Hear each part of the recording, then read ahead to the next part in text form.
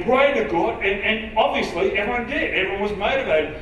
And I felt a turn occur in my life. I felt God speaking to me about my future. I didn't know what it was, but I knew a change was happening.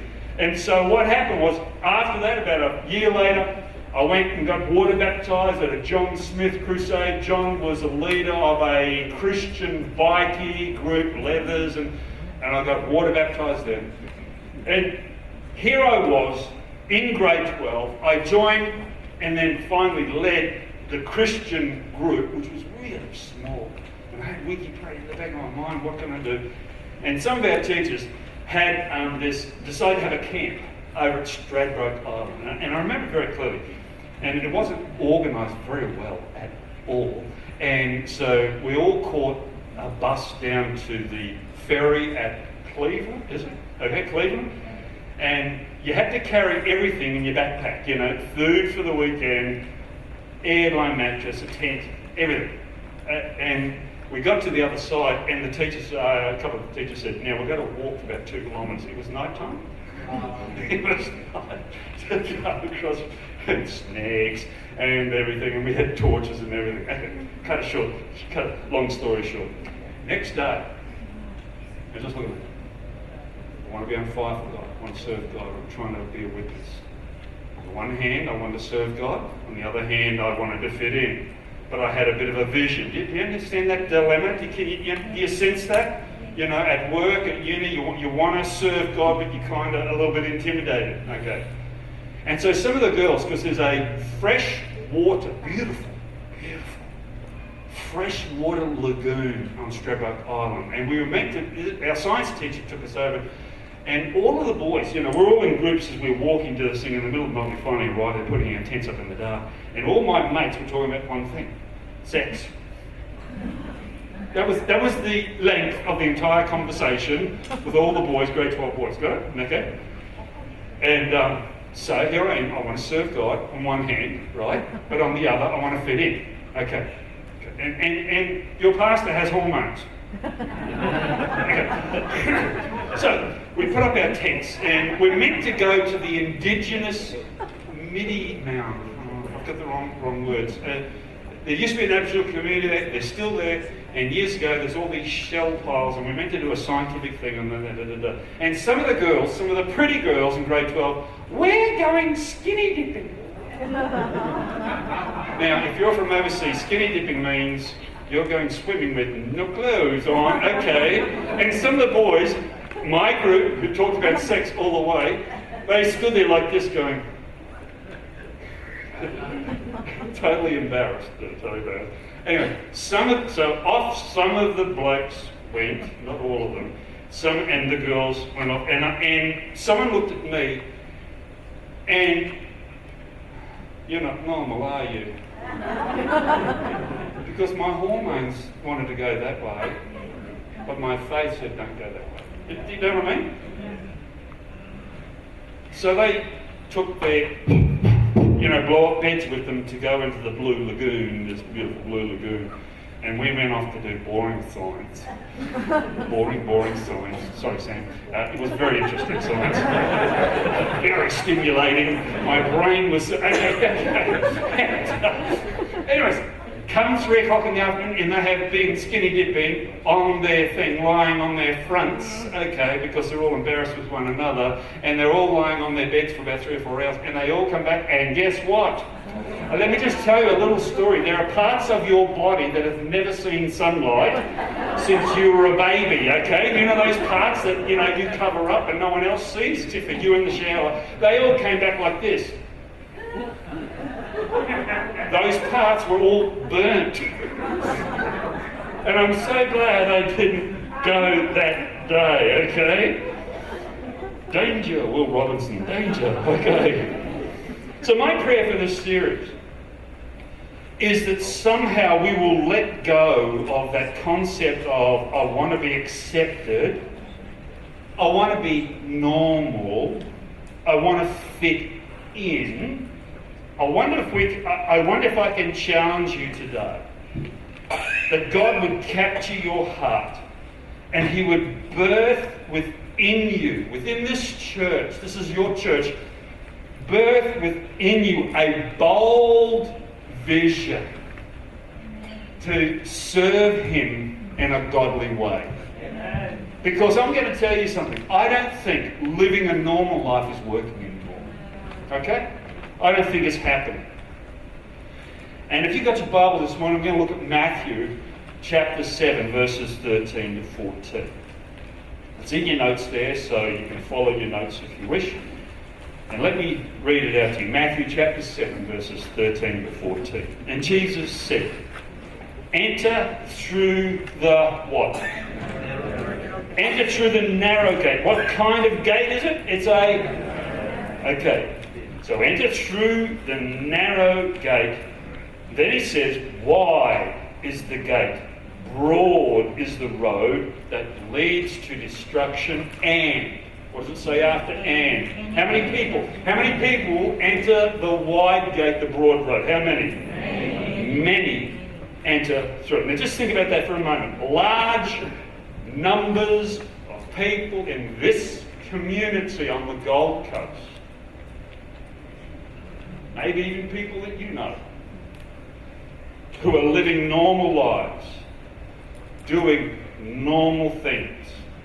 The majority of those people says the Word of God. And we kind of think, oh, well, everyone lives this way, so therefore it's okay.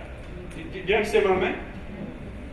But unfortunately, Jesus says, this huge crowd, this monstrous crowd of just normal people doing what most Australians do, they are on a road that leads to destruction. That's what the Bible says, okay? And then Jesus says, small is the gate. And then he says, narrow is the road that leads to life. And how many find it? Few. Only a few. Well, I don't want to be a church of few. Okay? I don't want us to be a church of few. You heard Janine this morning sharing about what we're doing. But I want everyone involved. I want us all to have a vision that goes beyond ourselves, okay? And I want to say with respect, if you could just look at me just for a moment, with respect, I want to say this in a sober way. Okay? I don't want to make fun of it, but if your life looks like everybody else's life in the community, if what you do looks like everyone else at work, if you're doing what everyone else is doing, maybe you're normal. And maybe you're on the road to destruction. Do you understand what I'm saying?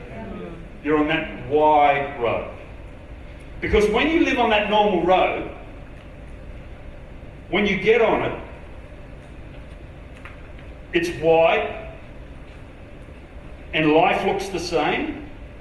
People will think the same. But when you're on the smaller road, people are going to say you're not normal. When you're on that narrow road, you're a little bit odd. Okay? And you're odd because you have a godly vision for your life. Okay? And there's something going on inside of you.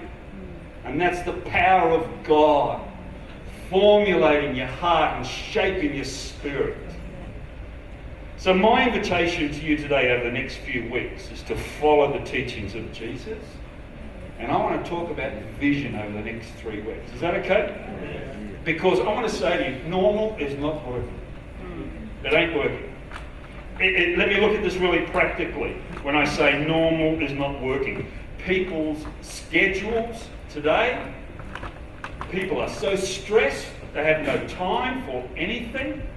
People are taking so many drugs because they're unable to cope with normal. People are disappointed, people are overwhelmed.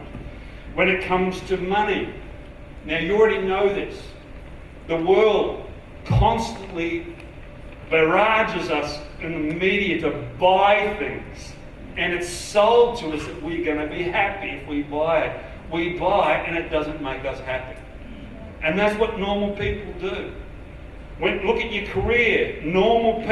Some normal people are bored with their job and they live for the weekend just to make enough money to live for the weekend. That's normal. There's a whole lot of normal people like that. And often they think, is there something more? And what's normal in relationships? If you look at the movies today, what's normal in relationships? I'll tell you what's normal. It's jumping from bed to bed to bed, from sexual relationship to sexual relationship, until you're married. And then normal, you get a divorce, the statistics are after 8 years. That's normal. And I'm saying to you, normal's not working anymore. Okay? And I don't want to be part of normal. Okay? Okay, so the key thought today, and I want you to write this down, these are in your notes today. If you want what normal people have, well, you need to do what normal people do. Okay? But if you want what few people have, do what few people do. Okay? I'm asking you a question. What do you want out of your life? That's the question I'm asking. What do you want? Think about it. If you want a normal life, live like a normal person, how they live. But if you want something better, different than the normal life, if you want something better than the broad road, leave the broad road and get on the narrow road. Are you with me? Yes. Now some of you, come on, it's tough at uni. It's tough at uni to get on the narrow road because immediately you stand out as a target when you leave the broad road. Who do you think you are? You're different. What are you up to? The pressure to be different. In the media, like this is how you should live. The pressure to live that way is enormous. But when you have a vision that drives you, it's the vision that directs your path. Do you understand what I mean? Yeah.